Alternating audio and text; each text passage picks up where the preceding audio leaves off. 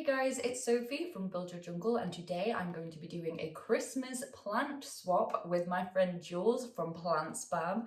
This was supposed to be me being a reindeer, but I just think I look slightly unhinged, to be honest. So we had a little chat with each other about what we like, what we don't like, and we both sent each other a mystery box of plants. Now, because plants don't do great if left in boxes for ages, and at this point I would have left the plant in a box for like a week before filming this, I unboxed it at an earlier date after getting it, and I will show you the footage from that unboxing in just a moment. And before we hop into the unboxing, I just want to say again, thank you so much, Jules. You were so generous, you gave me so many plants, I'm so excited, and you may have converted me into an alocasia lover. I really didn't think that was possible, and I am very, very happy and grateful, and thank you so much. So without further ado, here we are. So I've got my parcel from Julz here. Please excuse my giant hoodie that I've got on right now. It is just really comfortable. Wow, this is absolutely full of plants. Thank you so much. Oh. Right, the first thing I see is begonia amphioxus. I absolutely am obsessed with this begonia. I've wanted it for ages. Thank you so much, Jules. Alright, I've just gone straight for the begonias here. Is this begonia benigo? It is. Oh my goodness. This is so beautiful. It's like a pink version of the maculata. I'm gonna get this in some water. Got Maranta silver band, which is similar to Maranta leucanera, except it has silver veins and this silver area between the midrib and the veins. It's very funky. And I do very much enjoy Maranta. We've got two cute little syngoniums here, and I've seen you talk about this one before, Jules, that looks like a philodendron. I think it must be Syngonium tri-leaf. It's very cool. I love this. And this is Syngonium pixie. I really like this one. This is so unusual, and it's quite a thick leaf for a Syngonium as well. I haven't actually heard of this philodendron before. It's Philodendron Royal Queen. I'm so interested to see what this plant looks like when it gets more mature. It kind of looks like halfway between a Prince of Orange and a Pink Princess. Jules said they would put me in an easy care alocasia because they are historically not known to like me. So here we've got a little alocasia dragon scale, super cute. This is so cool. It's a variegated Epipremnum pinnatum and another species of Epipremnum pinnatum. I really love Epipremnum or pothos because they're so easy to care for, which is always nice. And this is so cute. So this is a Philodendron squamiferum. And wait, am I saying that? Squamiferum. Squamiferum. I don't know, we could play the word game all day. I used to have one of these ages ago and it became unalive. So it is nice to have a second chance at redemption. Variegated Apuntia. Oh my goodness, Jules. I absolutely love... Well, I don't want to spoil myself. Words. I absolutely love variegated and weird succulents.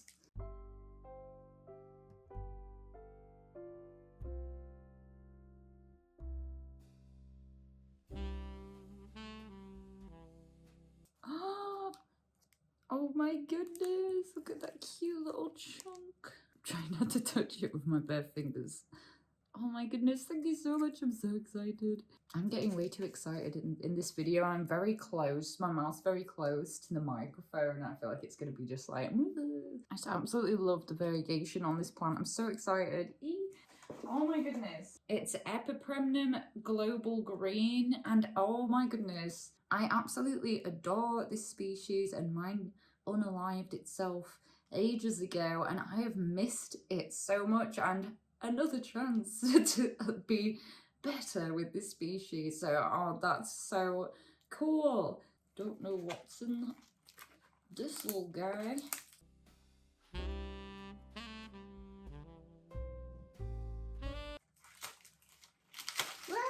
Oh my goodness, that was almost a clumsy person disaster. Alocasia wentii. Oh, that is adorable. That's so adorable. I love the little teardrop leaves. It's funny because it kind of looks a little bit like the same leaf shape as Anthurium forgetii, so I can't hack it with that Anthurium. Maybe I can hack it with this Alocasia. Alocasia cuc... Gosh, I can't pronounce this. Is it cuculata or cuculata? We're really going to get a chance to see if I've managed to change my ways with Alocasia and get them to like me. I hope so. That is absolutely adorable though. I love it so much. Oh, this is the cutest little tiny. Oh my goodness. It's a tiny weeny little variegated pilia. That is just absolutely precious. I'm going to put this back in the tape till I move this plant because I do not want it to get knocked. That is so cute and tiny. And finally we have it's Philodendron mexicanum. This is another wishlist plant for me. It's this lovely chunk of Philodendron mexicanum. It feels like it's already quite rooted and it's got a caterpillar there. And I'm just going to show you guys on screen a picture of what that plant looks like because it is stunning. I'm so excited to have this. So it's like a week after the unboxing and I just want to talk through with you guys what I'm doing with each of the plants now. Firstly, we have what I have dubbed the low maintenance cup. And this is stuff that I've got in my prop box that doesn't have a lid and stuff that I know is going to be easier to root for me. And some of it already has roots starting. You can see the syngoniums there. I think it will root quite easily. This was the Syngonium tri-leaf and it was definitely my favourite Syngonium that I got sent. It's so cool. It's very much like, and I'm just going to steal Julz's description of this because they are correct. It is like a philodendron Syngonium. That was a bad explanation. It's a Syngonium that has the look of a philodendron and it's got a very leathery leaf, whereas this is like more what you think of when you think of a Syngonium, but I'm just all about this. I'm all about the lobes, so I was super excited for this one. And then this Syngonium Pixie is perked right back up as well, and then I've just got my Maranta Silver Band in here, which is one I wanted for so long. And what I've decided I'm going to do with this Maranta is companion plant it with my Maranta Lucanera, because I have a plant of it that's very small that started from one clipping, and I've been wanting to companion plant it with a different variety, and I think that this would be lovely. So that's what these lot are doing. Super simple, super easy, we love it. Then this is what I'm supposedly referring to as low maintenance cup 2, although the Squamiferaum is struggling a little bit, but I had one of these before and unalived it, so I'm not surprised that this is the one. You are the difficult one, aren't you? I might actually move this one into the prop box with a lid and so you have a bit more humidity. Helps this guy out. I forgot what this one was called. Was it Philodendron Royal or something? Wow. The global green is just doing great, doing its thing, she's fine. And this Epipremnum pinnatum is doing just fine as well. And then the Epipremnum pinnatum variegated is struggling a little bit. It got a little bit crisping there, but we're gonna see, we're just gonna see what happens with them. And then because I am extremely terrified to mess with these alocasia, I have left them. That I should probably pot up this one in soil at some point. But Jules, I need to rewatch your alocasia care video because not an alocasia knower, but apparently these are all really easy, and this one was my favorite, the cuculata. It's not going to be cuculata, that just sounds weird. Cuculata. So precious, little cute perfect little plant in this pot.